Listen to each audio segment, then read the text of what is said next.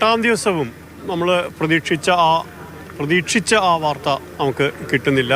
നമ്മൾ ഇത്ര നേരം അതിന് ഇടയ്ക്ക് ഒരു 3 മണിയോടെ ചില സിഗ്നലുകൾ കിട്ടി എന്നുള്ള വിവരങ്ങളുണ്ടായിരുന്നു. അതും പക്ഷേ ആ പരിശോധനയും അത് നമ്മൾ ഉദ്ദേശിച്ച വിധത്തിലല്ല.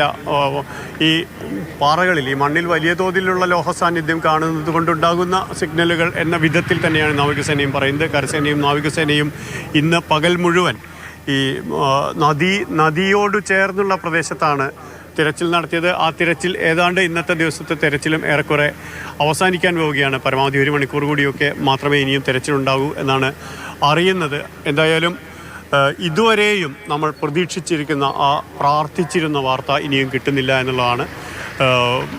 കേരളത്തിൽ നിന്നുള്ള ഇന്ന് അധികം ആളുകൾ വേണ്ട, മാൻ പവർ അല്ല, മെഷീൻ പവറാണ്. കൂടുതൽ യന്ത്രങ്ങൾ കൊണ്ടുവന്നുള്ളൊരു തെരച്ചിൽ.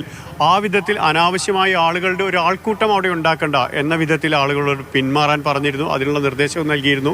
സൈന്യം തന്നെയാണ് ഇന്ന് മുഴുവൻ നിലയിലും രംഗത്തെത്തിയത്.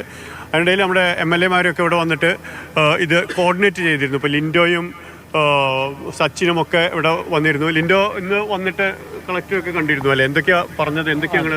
നമ്മൾ ജില്ലാ കളക്ടറെ കണ്ടത് പ്രധാനപ്പെട്ട ഒരു ഉദ്ദേശം, നമ്മുടെ ഇവിടെ ഒരുപാട് സന്നദ്ധ പ്രവർത്തകരുണ്ട്, നമുക്ക് ചുറ്റും കാണാം. അവരെല്ലാം അർജുന് വേണ്ടിയിട്ടാണ് ഇവിടെ വന്നിരിക്കുന്നത്. അപ്പോൾ അവർക്ക് പക്ഷേ ഇതിനകത്ത് ഇറങ്ങി പ്രവർത്തിക്കാനുള്ള ഒരു അനുമതി നിലവിൽ കൊടുക്കുന്നില്ല. അത് സംസ്ഥാന സർക്കാർ ഇപ്പോൾ നിലവിൽ തീരുമാനിച്ചിരിക്കുന്ന SOP പ്രകാരമാണ് ഒരു കാര്യങ്ങൾ മുന്നോട്ട് കൊണ്ടുപോകുന്നത്.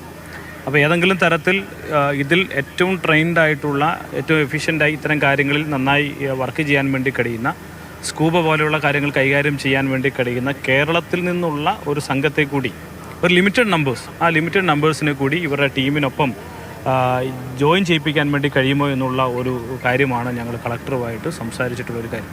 അദ്ദേഹം പറഞ്ഞൊരു കാര്യം, അത് പരിശോധിച്ച് ഏത് രൂപത്തിലാണ് ഇംപ്ലിമെൻറ്റ് ചെയ്യാൻ കഴിയുക എന്നുള്ളത് നോക്കിയിട്ട് സാധിക്കുമെങ്കിൽ ചെയ്യാം എന്നുള്ളതാണ്. പക്ഷേ ഇപ്പോൾ നിലവിലൊരു കർണാടക സ്റ്റേറ്റിൻ്റെ ഒരു SOP ഉണ്ട്. അത് പ്രകാരമാണ് കാര്യങ്ങൾ മുന്നോട്ട് കൊണ്ടുപോകുന്നത്. സച്ചിൻ, എങ്ങനെയാണ് കൂടുതൽ സൈന്യം തന്നെ ചെയ്യട്ടെ എന്നുള്ളതാണോ, അതോ കൂടുതൽ മെഷീൻസ് കൂടുതൽ ഉപയോഗിക്കുമ്പോൾ യന്ത്രവൽകൃതമായി കൂടുതൽ എഫക്റ്റീവായിട്ട് തെരച്ചിൽ നടത്താം എന്നുള്ളൊരു വിധത്തിലാണോ സേന പോകുന്നത്? ഇതിൽ നമ്മളെ ആശങ്കപ്പെടുത്തുന്ന ഒരു കാര്യം, ഒരു സ്വാഭാവിക രക്ഷാപ്രവർത്തന നടപടിയായിരുന്നെങ്കിൽ, ആ നടപടിയുടെ ഭാഗമായി റിസൾട്ട് നമുക്ക് ലഭിക്കുമായിരുന്നെങ്കിൽ 4, 5, 6 ദിവസത്തിനുള്ളിൽ നമുക്ക് അതിലേക്ക് എത്തിച്ചേരാൻ സാധിക്കുമായിരുന്നു.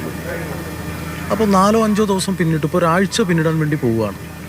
അപ്പം സാധാരണഗതിയിൽ നമ്മൾ പിന്തുടരുന്ന ഒരു രക്ഷാപ്രവർത്തന നടപടിയിലേക്ക് കാര്യങ്ങൾ മുന്നോട്ട് കൊണ്ടുപോയാൽ നമുക്ക് വേണ്ട റിസൾട്ട് ലഭ്യമാവില്ല എന്നൊരു തോന്നൽ ഞങ്ങളിൽ എല്ലാവരിലും ഇപ്പോൾ ഉണ്ടായിട്ടുണ്ട്.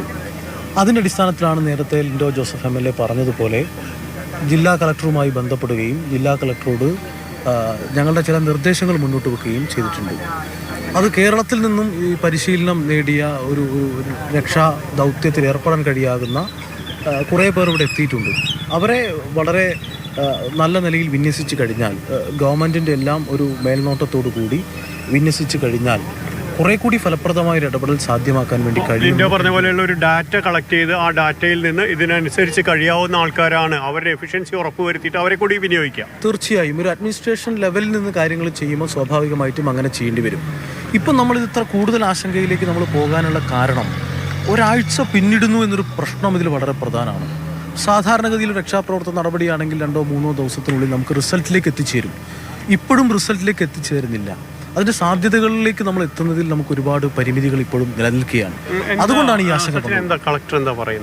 കളക്ടർ പറഞ്ഞത് എല്ലാവിധ നടപടികളും സ്വീകരിച്ചു വരുന്നുണ്ട്. സ്വാഭാവികമായും ഒരു ഗവൺമെൻറ്റിൻ്റെ ഒരു അഡ്മിനിസ്ട്രേഷൻ തലത്തിൽ നിന്ന് ചെയ്യാൻ കഴിയാവുന്ന കാര്യങ്ങളെല്ലാം ചെയ്യുന്നുണ്ട്. ഇന്ത്യൻ ആർമിയുടെ വിങ് അവരും അവരുടേതായിട്ടുള്ള വലിയ നിലയിലുള്ള പ്രവർത്തനം നടത്തി വരുന്നുണ്ട്. എങ്കിലും റിസൾട്ടിലേക്ക് എത്താത്തത് കൊണ്ട് തന്നെ സ്വാഭാവികമായും നമ്മളിലുണ്ടാകുന്ന ചില ആശങ്കകൾ ഉയർന്നു വരുന്നുണ്ട് എന്നുള്ള യാഥാർത്ഥ്യം പറയാതിരിക്കാൻ കഴിയില്ല. അടുത്ത ദിവസങ്ങളിലൂടെ ഉണ്ടാവും അല്ലേ? ഇതിനകത്ത് ഏറ്റവും പ്രധാനം അർജുന് വേണ്ടിയിട്ടാണ് ഇപ്പോൾ എല്ലാവരും കേന്ദ്രീകരിച്ചിരിക്കുന്നത്. ഇവിടെ ഈ പരിസര പ്രദേശവാസികളായിട്ടുള്ള ഈ നാട്ടിൽ സംഭവിച്ചിട്ടുള്ള ഒരുപാട് വലിയ അപകടമുണ്ട്. അതൊക്കെ മറികടന്ന് നമുക്ക് ഇവിടെ വരെ എത്താൻ വേണ്ടി കഴിഞ്ഞു എന്നുള്ളത് മലയാളി എന്നുള്ള ആ ഒറ്റ ലേബലിൽ മാത്രമാണ്. ഇപ്പോൾ ഇവിടെ തന്നെ നിങ്ങൾ മലയാളികളായിട്ടുള്ള മീഡിയാസ് ഇവിടെ ഉള്ളൂ. മറ്റൊരു ലോക്കൽ ചാനൽ പോലും ഇവിടെ റിപ്പോർട്ട് ചെയ്യാൻ വേണ്ടി വരുന്നില്ല. അതൊരു പ്രധാനപ്പെട്ട ഒരു കാര്യം തന്നെയാണ്. ശരിയാണ്. അപ്പോൾ കാരണം ഇത് വലിയൊരു നമുക്ക് ഊഹിക്കാവുന്നതിനപ്പുറത്തുള്ളൊരു വലിയ ദുരന്തമാണ് ശ്രീധര നടന്നിട്ടുള്ളത്. ഈ പ്രദേശത്തുള്ള ഒരുപാട് പേരും ഇപ്പോൾ ഇവിടെ അവർക്ക് ജീവൻ നഷ്ടമായി. പക്ഷേ നമ്മളെല്ലാവരും അതിൽ ആരൊക്കെ എവിടെയൊക്കെ എന്ന് അറിയാനുള്ള ആ ശ്രമങ്ങളാണ് ഇപ്പോൾ നടന്നുകൊണ്ടിരിക്കുന്നത്. ഈ പകലും 8ാമത്തെ പകലാണ്. ആദ്യത്തെ സൂചിപ്പിച്ച പോലെ അതുകൊണ്ട് ഇനിയിപ്പോൾ ഒരു മണിക്കൂർ കൂടി ഏറിപ്പോയാൽ ഇന്നത്തെ ഈ തെരച്ചിൽ നടക്കും. കാരണം അവിടുത്തെ കാലാവസ്ഥയും സാഹചര്യങ്ങളൊന്നും അനുകൂലമല്ല എന്ന് തന്നെയാണ് മനസ്സിലാക്കുന്നത്.